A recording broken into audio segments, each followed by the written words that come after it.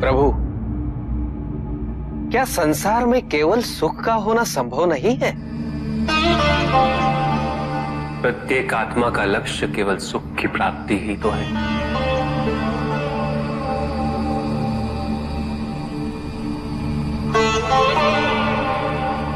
परम आनंद की प्राप्ति। किंतु हम सुख नहीं, सुख को प्रदान करने वाली वस्तुओं को एकत्रित करना ही जीवन का उद्देश्य मान लेते हैं।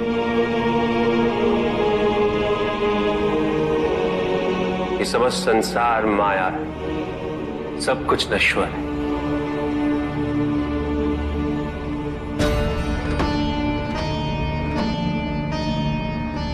जिन वस्तुओं को हम सुख का स्रोत समझकर एकत्रित कर रहे हैं, वो सदैव नहीं रहेंगे। जो व्यक्ति सत्य को जानते हुए भी लोभ का परित्याग नहीं करते, वो सदैव इन्हें खोने के भय में जीते।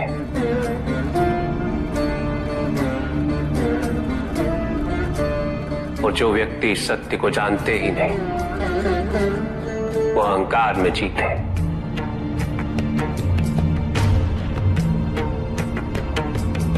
और जहां अहंकार और भय उपस्थित हो, वहां सुख कैसे रह सकता?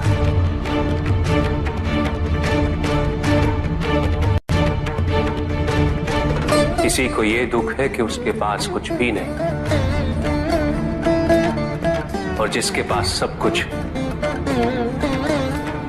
उसे ये दुख है कि पाने को कुछ शेष नहीं। सुख को हम स्वयं अपने दृष्टिकोण से परिभाषित कर देते हैं, जबकि वास्तविकता इससे भिन्न है।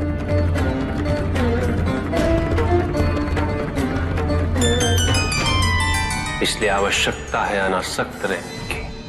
किंतु प्रभु, क्या आसक्ति स्वाभाविक नहीं है? और दुख का मूल कारण भी तो यही है ऋषि भृगु।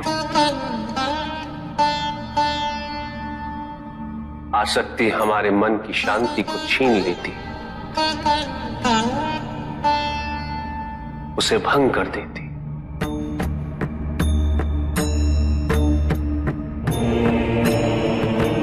हमारी बुद्धि को स्थिर नहीं रहने देती, उसे चंचल बना देती।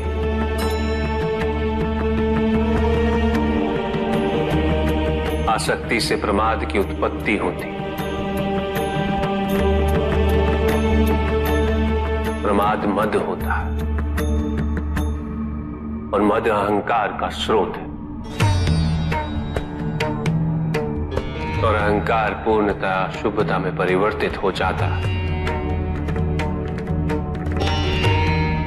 अर्थात आसक्ति अशुभता की जननी। इसलिए अनावश्यक है।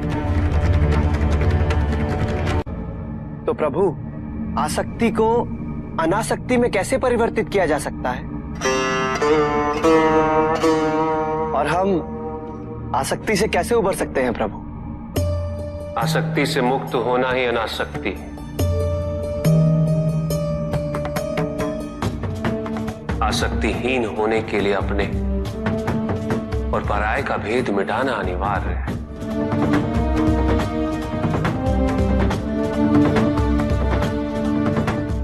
और यह तभी संभव होगा जब हम सुख की खोज बाहर नहीं, अपने भीतर करें। जब हम यथार्थ को पहचानें, उसे स्वीकार करें।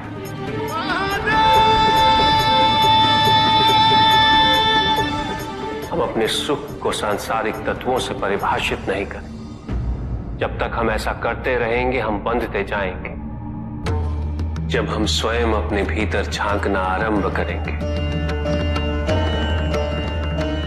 हमारी मुक्ति का मार्ग स्वतः प्रशस्त होता जाएगा।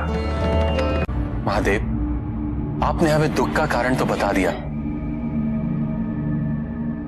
किंतु हम भाई के बारे में भी जानना चाहते हैं।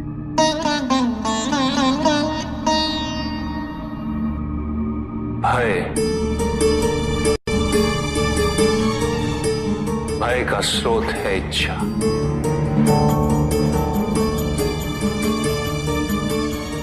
पाने की इच्छा होगी तो उसे खोने का भय भी होगा।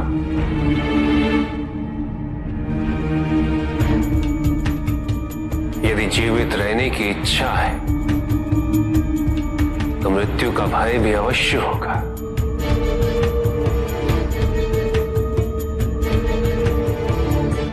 किंतु केवल मनुष्य ही नहीं, देवता, गंधर्व सभी इस भय से ग्रसित हैं।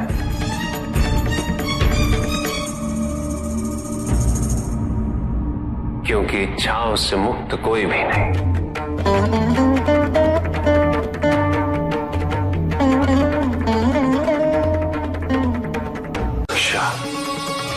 ईर्ष्या, द्वेष और निंदा और षड्यंत्र जैसे पाप भय से ही उत्पन्न होते हैं। और प्रत्येक पाप का प्रायश्चित केवल दुख और कष्ट उठाने से ही संभव होता है।